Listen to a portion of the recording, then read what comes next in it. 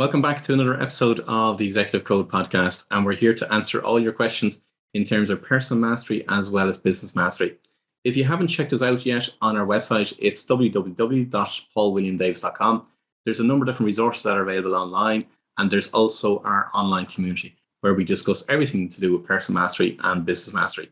So come join us in our community. It's free to join, and there's a wealth of information and a wealth of people there to help and support you on your journey as well. I'm joined here with Nicole, and Nicole has another question that she wants to get answered. So Nicole, what have you got for us this week? Hello, Paul. So with the rise of working from home, there's much less of a boundary between work and everything else. Maybe your boss is telling you to work on something at 11 p.m., or you're expected to look after your sick kid because you're working from home anyway. And it can feel almost impossible to say no. So how can we set clear boundaries and master them? Okay. When I saw this question coming through, I'm going to be honest, I said, actually, do you know what? I'm not going to answer this question in the same way as you probably hear every single other person answer this question. And you probably know by me, Nicole, anyway, I don't normally go with the norm. I normally go with information that people haven't heard before. And what do I mean by that? Most people will answer that question from the point of view, well, look, it's about setting boundaries, and it's about communicating with your employer. It's about saying no or switching off the technology or whatever it might be that's actually causing you to be working longer hours and all that kind of things. So let's push that aside, and that's one way of looking at this. From my perspective, when I saw that question coming through, it's as simple as this. It depends on what it is that you want to prioritize. So prioritize what you want in your life and prioritize how you want it in your life. So what I mean by that is whatever you want your life to be and whatever way you want your life to be, you've got to prioritize it. You're the one that's in control. Your employer's not in control. Your family aren't in control. Your spouses or your partners aren't in control. Your siblings aren't in control. You're the one that's in control. Now, I know this, even as I'm saying this, I know this is going to cause an awful lot of angst for a lot of listeners, and they're probably shouting at the podcast now at this stage.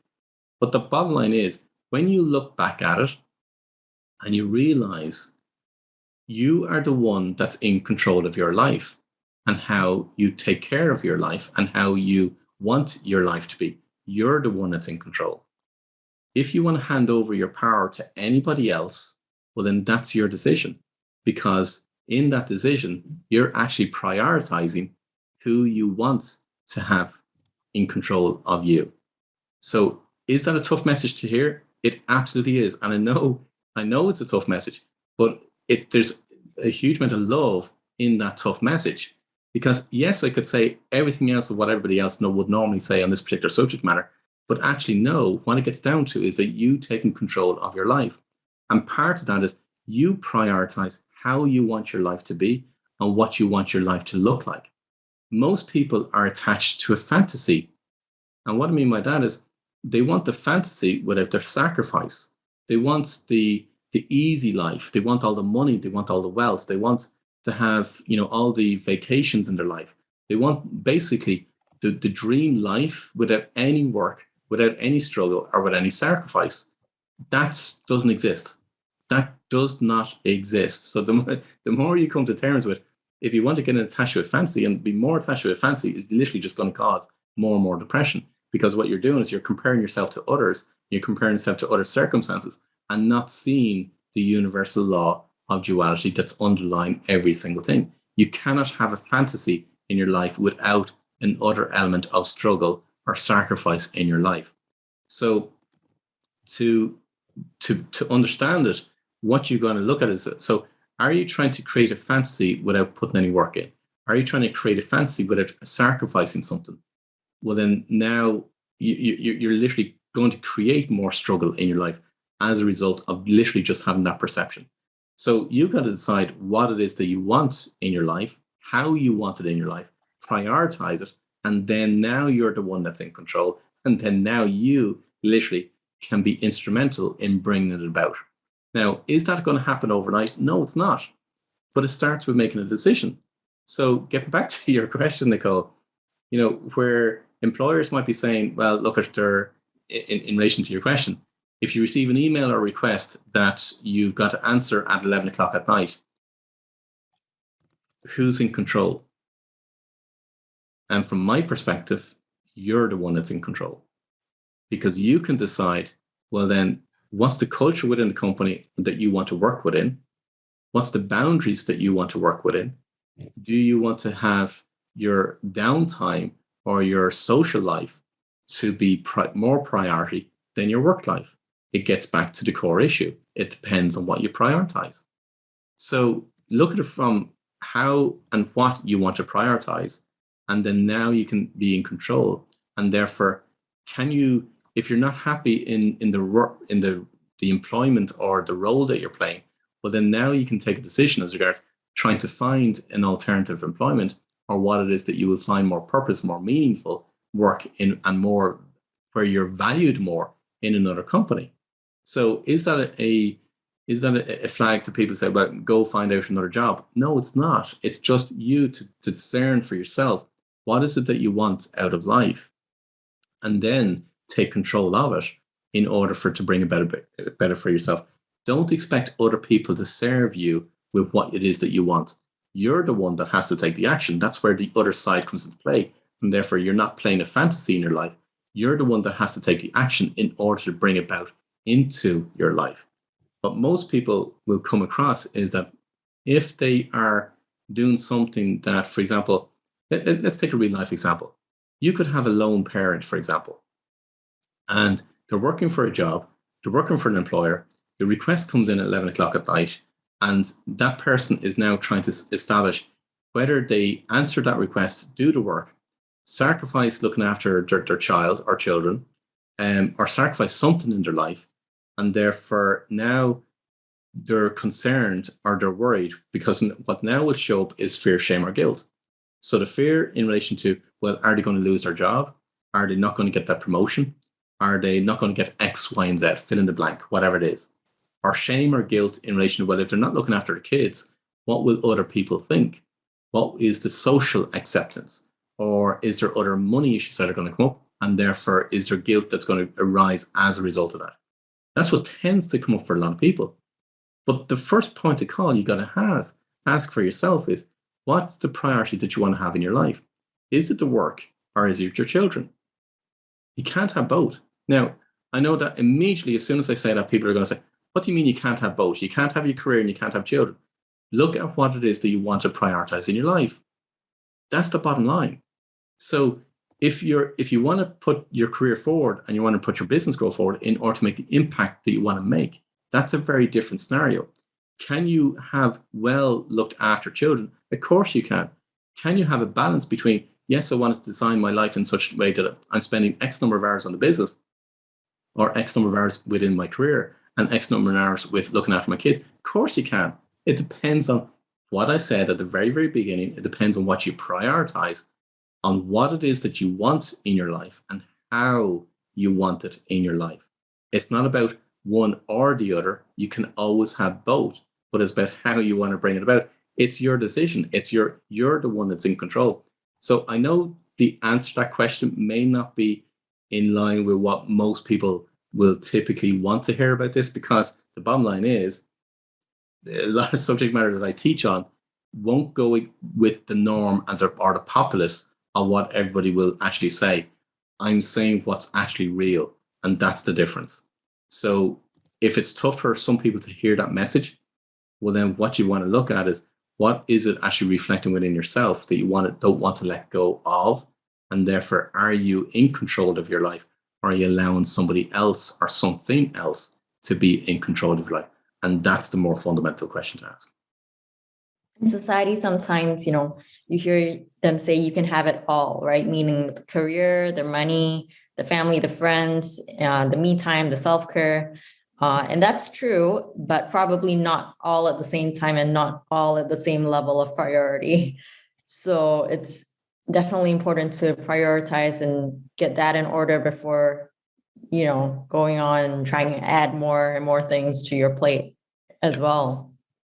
And what I also find is that, and I find this in women more so than men. So this isn't about being, one side or the other. But women will carry, if they've got kids, they will carry guilt in relation to because they want to develop their career or they want to develop their business, but they feel the shame or the guilt of what other people will think because they're not looking after their kids. So that in itself is trying to live your life according to a social norm or what will be perceived acceptable amongst your friends or your family or your social circle. But that's allowing other people to control the way you want to control your life. So that comes the first premise. What is it that you want in your life? How do you want it in your life? And how do you want to design your life to be? And therefore, you're the one that's in control of your life. Is it ignoring social norms? Is it ignoring what people want or people expect and all that kind of things? To a certain extent, it is. But that's about what is that you want to prioritize. So are there other elements going to come into play by way of self-care, self-worth, and self-belief? Of course there is. But the first fundamental question is, how do you want your life to be? One thing that comes to mind just on this is that there's a difference between, and again, it depends on your definition of success. So most people's definition of success is whether it's wealth or it's freedom or it's, personal pursuit or whatever it might be. But let's just make the stereotypical definition of success, meaning that you have the elements of what you want into your life.